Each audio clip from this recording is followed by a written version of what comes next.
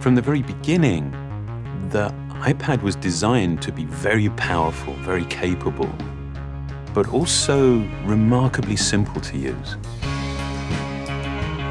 So our goal was to take all the amazing things that you can do with a full-size iPad, but pack them into a product that is so much smaller. And that's what we did with the new iPad mini. One of the things that makes iPads so incredible is that there's almost no end to what you can do with it. So when we decided to make the iPad mini, we wanted to make sure it had all the features that make iPad so magical.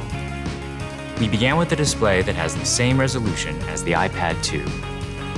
So all your apps and content look and work the same way. And at 7.9 inches, it's small enough to fit in one hand, but it's still large enough to give you that rich, immersive iPad experience. It has a dual-core A5 chip for fast, fluid performance, both FaceTime and iSight cameras. It gets a full 10 hours of battery life, and it runs more than 275,000 apps made just for iPad. These aren't scaled-up phone apps. These are powerful apps that take full advantage of iPad mini's beautiful display. You can access all your favorite music, movies, and TV shows from the iTunes Store, 1.5 million books on the iBook Store, and over 5,000 magazines and newspapers on Newsstand. And another thing we're really excited about is that iPad mini comes with FaceTime HD. Seeing your friends and family in high definition makes you feel like you're that much closer. If all that we had done was take the original iPad and just reduce it, all that you would be aware of was everything that was just missing. That there is inherent loss in just reducing a product in size. And what we did was we went back to the very beginning and we took the time to design a product that was a concentration of, not a reduction of the original. We felt strongly that 7.9 inches was exactly the right display size, but it became clear that we had to reduce the width of the borders so you can still pick it up and easily use it with one hand. We have continued to develop our unibody process. There are essentially two parts to the enclosure, the glass and the aluminium. And that junction, where the two parts actually come together, is incredibly important.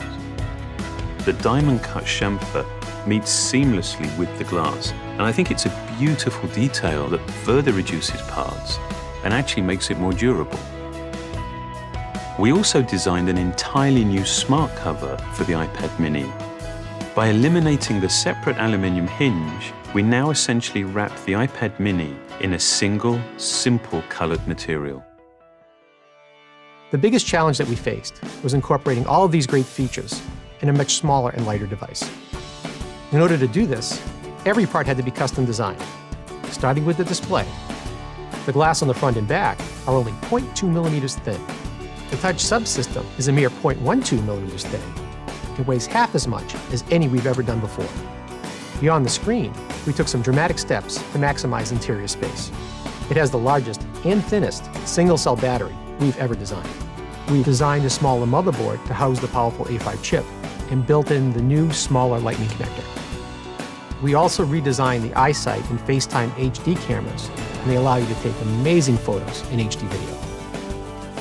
We've been able to build all of this technology into a device that is only 0.68 pounds and 7.2 millimeters thin. All of these efforts combine to make a product that is incredibly thin and light and has absolutely remarkable levels of fit and finish.